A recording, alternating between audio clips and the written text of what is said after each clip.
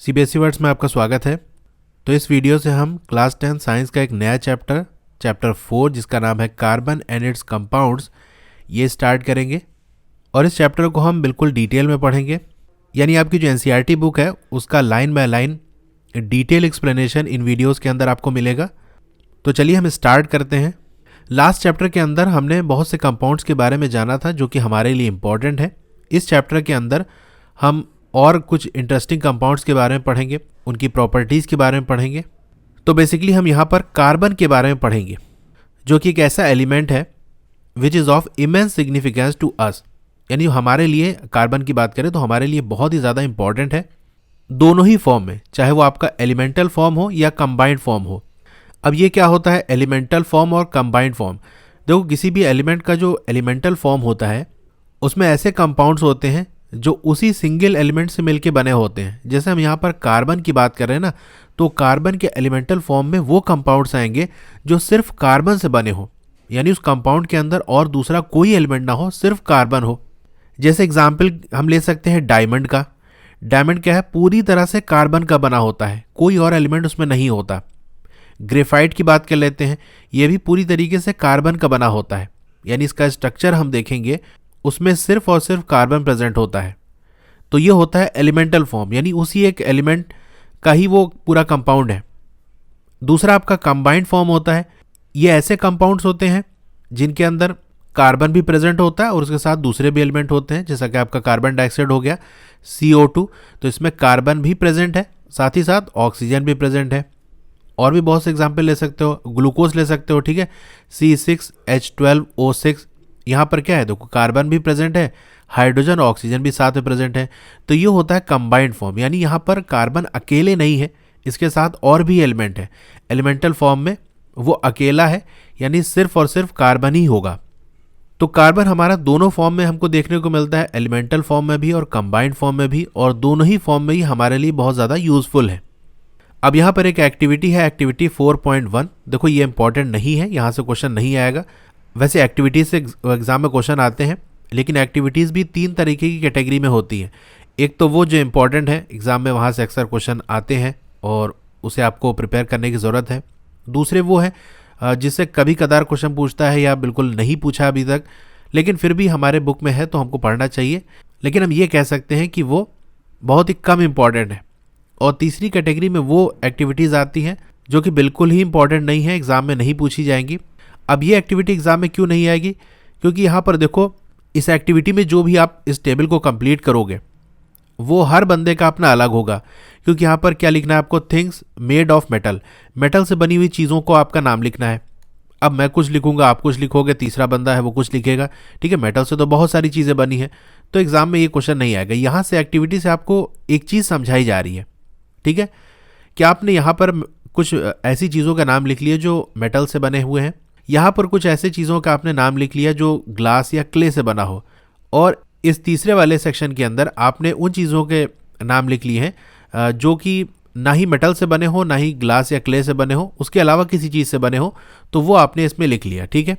तो कह रहा है जो आइटम्स आपके लास्ट कॉलम में है, यानी अदर्स वाले में, ऐसे चीज़ें जो कि ना मेटल से बनी है, ना ही या ग्लास और या क्ले से बनी है, तो वो जो आइटम्स आपने लिखे हैं, तो आपके टीचर आपको ये समझाएंगे कि इनमें से जो भी आपने लिखा है, most of them are made up of compounds of carbon, यानी जितनी भी चीज़ें आपने लिखी हैं उनमें ज़्यादातर ऐसी होंगी जो कार्बन से बनी होगी, यानी उनके अंदर कार्बन प्रेजेंट होगा। अब यहाँ आपसे ये पूछ रहा है, can you think of method to test this, क्या आप इसे टेस्ट कर सकते हो? देखो, वैसे अभी हम आगे डिटेल में पढ़ेंगे, यहाँ शॉर्ट में समझ लो कि हम कैसे पता करें कि जो भी सब्सटेंस हमारे पास है उसके अंदर कार्बन प्रेजेंट है या नहीं। तो बेसिकली उसे हम क्या करते हैं, बर्न करते हैं, उसको जलाते हैं। तो जलाएंगे, अगर वो सब्सटेंस कार्बन से बना हुआ है तो आपको क्या रिलीज करेगा, कार्बन डाइऑक्साइड। अब हमें कैसे पता चलेगा कि कार्बन डाइऑक्साइड रिलीज हुई है? तो उसका एक तरीका है, जो भी गैस रिलीज हो रही है ना, उसको आप लाइम वाटर से पास करा दो। आपने ये पढ़ा है, लाइम वाटर से जब कार्बन डाइऑक्साइड पास होती है तो क्या हो जाता है, वो मिल्की हो जाता है। तो अगर ऐसा हो गया तो हम कह सकते हैं कार्बन डाइऑक्साइड रिलीज हुई है। और अगर कार्बन डाइऑक्साइड रिलीज हुई है, इसका मतलब उस सब्सटेंस के अंदर कार्बन प्रेजेंट था, तभी उस कार्बन ने जो एटमॉस्फेयर में ऑक्सीजन प्रेजेंट थी उसके साथ रिएक्ट करके कार्बन डाइऑक्साइड बनाई है, ठीक है। तो इस तरह से हम टेस्ट करते हैं। कार्बन डाइऑक्साइड रिलीज हुई तो हम कह देंगे वो सब्सटेंस कार्बन से बना हुआ, यानी उसके अंदर कार्बन प्रेजेंट है। यहाँ देखो आगे यही कह रहा है क्या प्रोडक्ट होगा अगर ऐसे कंपाउंड जिसके अंदर कार्बन प्रेजेंट है उसे हम बर्न करेंगे, तो हम बर्न करेंगे तो कार्बन डाइऑक्साइड रिलीज होगी, ठीक है, जो कि हम लाइम वाटर से पास कराएंगे तो मिल्की हो जाएगा, जिससे हम कह सकते हैं कि हाँ वो कार्बन डाइऑक्साइड ही है। तो यहाँ देखो इसी टेस्ट के बारे में बात कर रहा है कि इसको कंफर्म कर सकते हैं, हाँ जब हम लाइम वाटर से पास कराएंगे तो मिल्की हो जाएगा और इस तरह से कंफर्म हो जाएगा कि हाँ वो जो गैस निकली है वो कार्बन डाइऑक्साइड है। अब जो आपका लास्ट वाला कॉलम है अदर्स वाले में, उसमें आपने बहुत से नाम लिखे होंगे, जैसे मान लेते हैं आपने लिखा होगा फूड। अब फूड क्या है, मेटल से भी नहीं बना है, ना ही वो क्ले या ग्लास से बना हुआ है, ठीक है। तो अदर्स वाले में आप ये हो सकता है लिखे हो फूड, क्लोथ्स हो गया, मेडिसिन हो गई, बुक्स हो गई, या और भी बहुत सारी चीज़ें जो कि आपने लिस्ट की होगी उसमें लिखी होगी। वो क्या है, सारी ही वर्सटाइल एलिमेंट कार्बन बेस्ड हैं, यानी खाने की चीज़ें आप देख लोगे वहाँ पे आपको कार्बन देखने को मिल जाएगा। क्लोथ्स की बात कर लें तो भाई कपड़ा किसका बना हो गया, तो कॉटन का बना है या और भी चीज़ें, तो कॉटन भी क्या होता है बेसिकली उसके अंदर भी कार्बन प्रेजेंट होता है। मेडिसिन के अंदर भी, बुक्स के अंदर भी, सब में कार्बन प्रेजेंट है। तो कार्बन क्या है, देखोगे बहुत ज़्यादा हर जगह आपको कार्बन देखने को मिल जाएगा। अब यहाँ एक टर्म आया है वर्सेटाइल। कार्बन को क्या कहा गया है कि कार्बन एक वर्सेटाइल एलिमेंट है। वर्सेटाइल का मतलब क्या होता है, तरह तरह का, यानी उसके बहुत सारे रूप हैं। अब एक कंपाउंड है मान लो ए, ये भी कार्बन का बना हुआ है, इसके अंदर कार्बन प्रेजेंट है। दूसरा हमारे पास कंपाउंड है मान लो बी, ठीक है, ये भी कार्बन का बना हुआ है, इसके अंदर भी कार्बन प्रेजेंट है। अब देखोगे कि ए की बिल्कुल अलग तरीके की प्रॉपर्टीज़ हैं, उसका बिहेवियर बिल्कुल अलग है, अपीयरेंस यानी देखने में बिल्कुल अलग है। बी ये भी कार्बन का बना हुआ है लेकिन ये बिल्कुल ही देखने में अलग है और इसकी प्रॉपर्टीज़ बिल्कुल अलग है। तो ऐसा नहीं कि अगर दोनों में ही कार्बन प्रेजेंट है तो प्रॉपर्टीज़ मिलती जुलती होंगी, बल्कि कार्बन ज़रूर प्रेजेंट है लेकिन प्रॉपर्टीज़ बिल्कुल अलग है। एग्जाम्पल आप ले सकते हो डायमंड का और ग्रेफाइट का। अब देखो डायमंड और ग्रेफाइट में कितना फ़र्क है। ग्रेफाइट आपकी जो पेंसिल्स होती है ना उसमें होता है, अब डायमंड में चमक होती है, वही ग्रेफाइट देखो उसमें कहाँ चमक रहती है। ग्रेफाइट कमज़ोर है, ऐसे हाथ से बेंड करोगे वो टूट जाएगी। वहीं अगर डायमंड की बात करें तो ये हार्डेस्ट सब्सटेंस है, नेचुरल सब्सटेंस जो अभी तक हम जानते हैं। तो दोनों ही कार्बन से बने हुए हैं लेकिन दोनों की प्रॉपर्टीज़ कितनी अलग अलग हैं।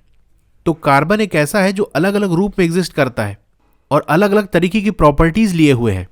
अब ये जो वर्सेटाइल वर्ड है ना, ये आपने हो सकता है फिल्म इंडस्ट्री में सुना होगा कि अरे वो बहुत ही वर्सेटाइल एक्टर है, यानी जैसा रोल दोगे वैसा वो कर लेगा। अगर एक पॉजिटिव रोल दोगे हीरो का रोल तो वो बहुत अच्छे से कर लेगा, अगर उसे निगेटिव रोल दोगे विलन वाला रोल तो वो भी बहुत अच्छे तरीके से कर लेगा, यानी कैसा भी उसको रोल दो वो अपना उसी हिसाब से अपने आप को एडजस्ट कर लेता है। तो उसे कहते हैं बहुत ही वर्सेटाइल एक्टर है। उसी तरीके से कार्बन क्या है, ये भी बहुत वर्सेटाइल है, जैसा कंपाउंड बनाएगा उसी हिसाब से इसकी प्रॉपर्टीज़ हो जाएगी। इसके अलावा जितनी भी लिविंग स्ट्रक्चर है, जितना भी जिंदा चीज़ें हैं वो कार्बन बेस्ड है, यानी उसके अंदर कार्बन देखने को आपको मिल जाएगा। हम अपने आप में देख लें तो हमारी बॉडी भी, हमारे अंदर भी कार्बन प्रेजेंट है।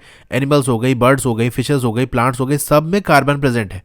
लेकिन जो अमाउंट है कार्बन का, अब कहोगे कार्बन इतना ज़्यादा इंपॉर्टेंट है, हर जगह कार्बन प्रेजेंट है तो कार्बन तो बहुत ज़्यादा होगा, लेकिन ऐसा नहीं है।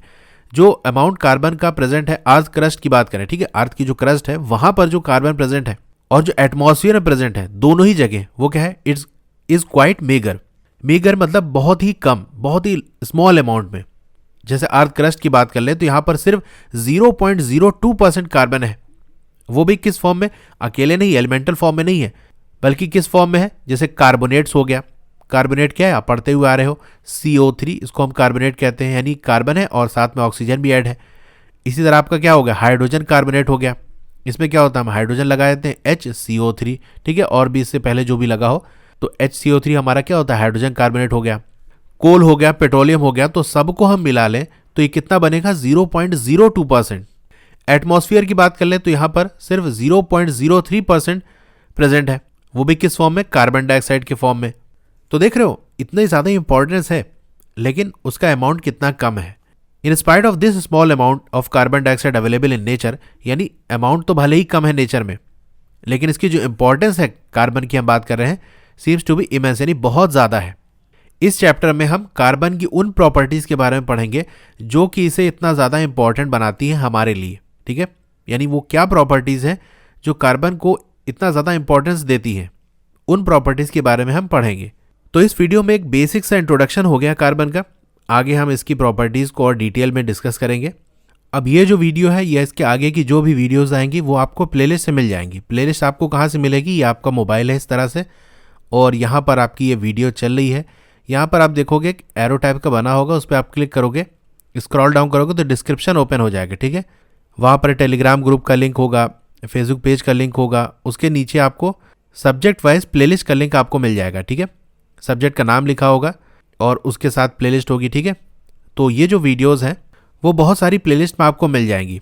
जैसे आपको क्लास 10 साइंस NCERT इस प्लेलिस्ट में मिल जाएगी, और ये केमिस्ट्री वाले सेक्शन में आता है तो क्लास 10 केमिस्ट्री NCERT उस प्लेलिस्ट में मिल जाएगी। और एक नई प्लेलिस्ट मैंने बनाई है क्लास 10 साइंस टर्म 2, ठीक है, इस प्लेलिस्ट में भी आपको मिल जाएगी, ठीक है। तो क्लास 10 साइंस टर्म 2 वाली प्लेलिस्ट आपको यहाँ डिस्क्रिप्शन में टॉप पे मिल जाएगी, ठीक है। इसी तरह से हिस्ट्री हो गया, सिविक्स हो गया, इकोनॉमिक्स हो गया, ज्योग्राफी हो गया, इन सब की टर्म वाइज प्लेलिस्ट आपको मिल जाएगी। तो जो भी आपको वीडियोस देखनी है जिस सब्जेक्ट की, उस सब्जेक्ट की आप प्लेलिस्ट ओपन करोगे, वहाँ से आप देख सकते हो। अगर आपको फिर भी ढूंढने में प्रॉब्लम आ रही है तो मुझे कमेंट कर देना, मैं लिंक शेयर कर दूंगा। तो आपको ये वीडियो कैसी लगी कमेंट करके ज़रूर बताइए। अच्छी लगी हो तो लाइक करिए, और अगर आप चैनल पर नए हैं तो सब्सक्राइब ज़रूर करिए। मिलते हैं बहुत जल्दी अगली वीडियो में। Thank you.